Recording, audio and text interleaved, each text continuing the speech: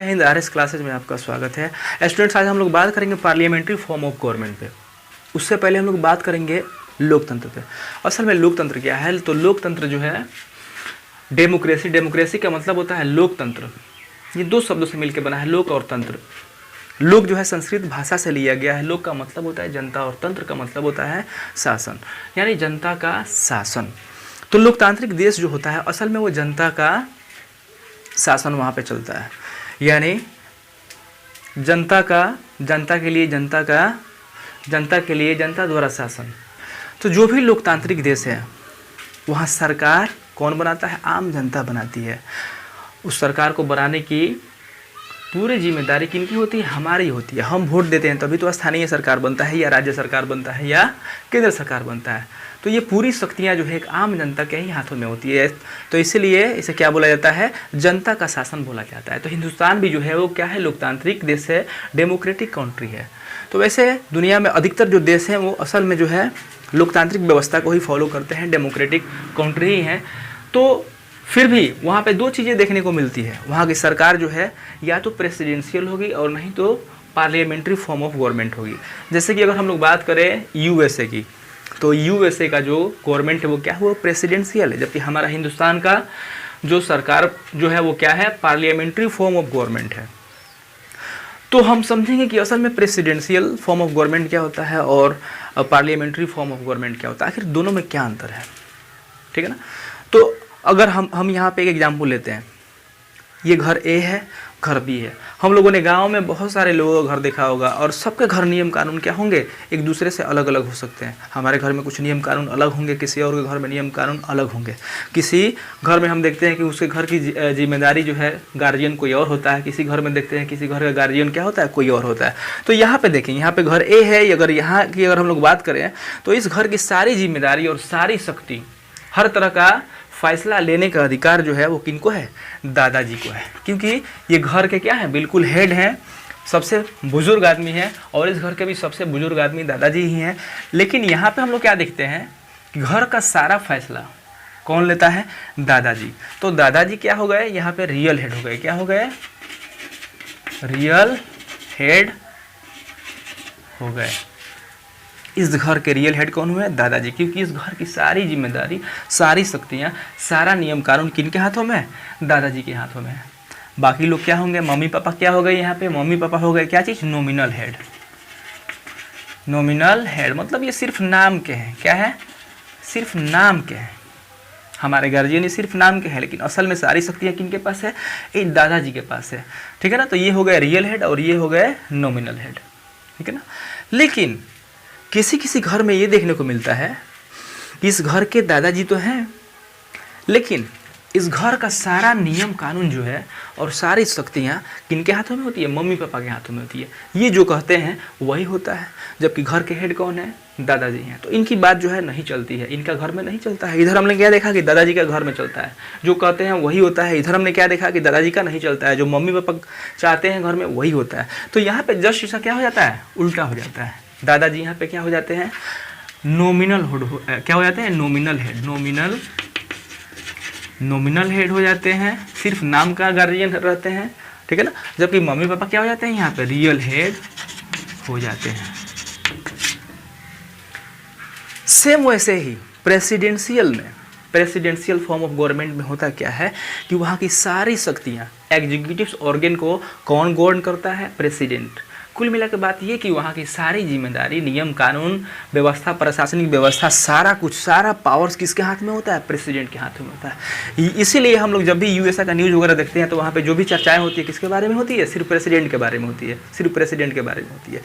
और क्योंकि वहाँ की सारी शक्ति किसके हाथों में होती है? प्रेसिडेंट के हाथों में होती है। वो बहुत शक्तिशाली वहाँ पे होता है, इसलिए उसका दिन भर चर्चा होते रहता है प्रेसिडेंट का। तो वहाँ की सारी शक्ति, सारा नियम कानून, सब कुछ किसके हाथों में होता है? प्रेसिडेंट के हाथों में होता है। जबकि यहाँ पे हमने क्या देखा?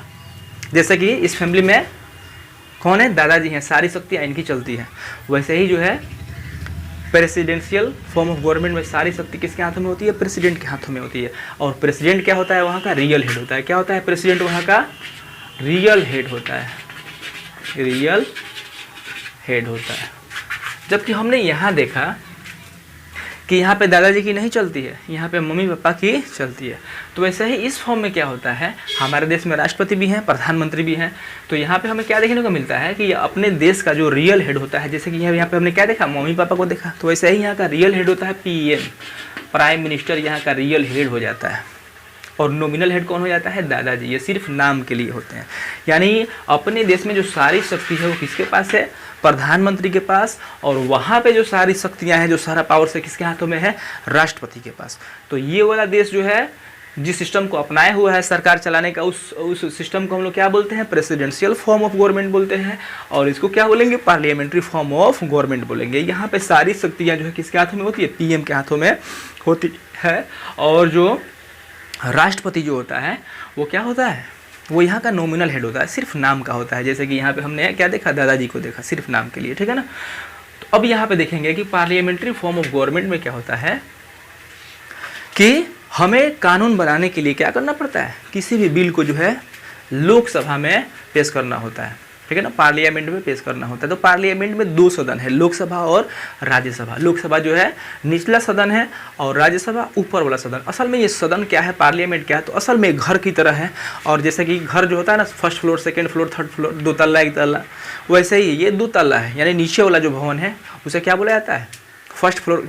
फर्स्ट को क्या बोला जाता है, लोकसभा। और ऊपर वाले सदन को, यानी ऊपर वाले घर को क्या बोला जाता है, राज्यसभा। तो सबसे पहले बिल को कहाँ पे पेश करना पड़ता है, बिल को जो है लोकसभा में पेश करना पड़ता है। लोकसभा में पास होने के बाद से फिर राज्यसभा में भेजा जाता है। जब राज्यसभा में बिल पास हो जाता है तो फिर जाता है राष्ट्रपति के पास। राष्ट्रपति के साइन करने के बाद वो बिल क्या हो जाता है, वो एक्ट में बदल जाता है, ठीक है ना। जब तक पार्लियामेंट में कोई भी बिल होगा तब तक बिल के नाम से जानेंगे। जैसे ही राष्ट्रपति के पास जाएगा, राष्ट्रपति अगर उसको क्या कर देता है, साइन कर देता है, तो वो बिल क्या बन जाता है, एक्ट बन जाता है।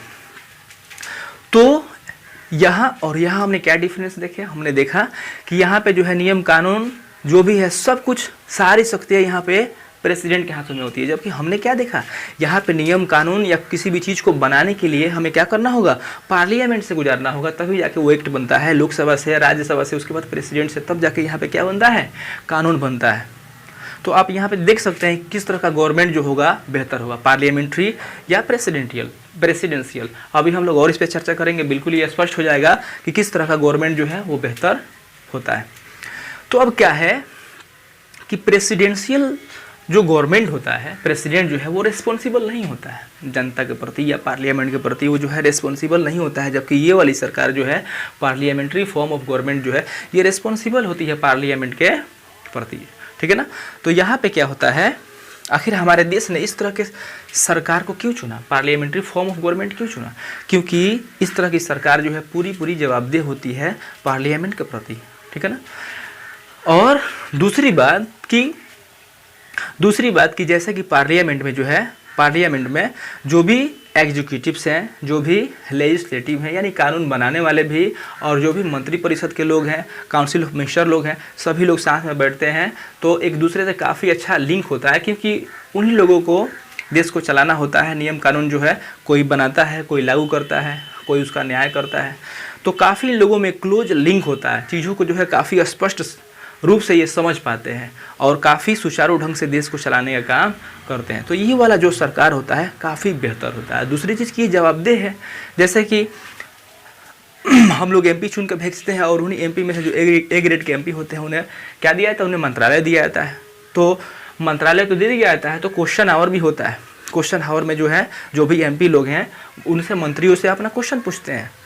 शिक्षा, अगर कोई शिक्षा मंत्री है तो शिक्षा मंत्री से शिक्षा के बारे में सवाल पूछा जाता है, क्या शिक्षा का हाल चाल है या क्या चल रहा है, शिक्षा में क्या क्या सुधार किया जा रहा है, इस तरह के सवाल पूछे जा सकते हैं। कोई रेल मंत्री है तो रेल मंत्री से एमपी लोग उससे पूछते हैं जो भी उनका क्वेश्चन होता है, या अपग्रेडिंग करने की बात होती है, या जो भी मैटर होता है, ये वो लोग क्या करते हैं, मंत्रियों से पूछते हैं। तो इस तरीके से ये सरकार क्या है, पूरी जवाबदेह है पार्लियामेंट के प्रति।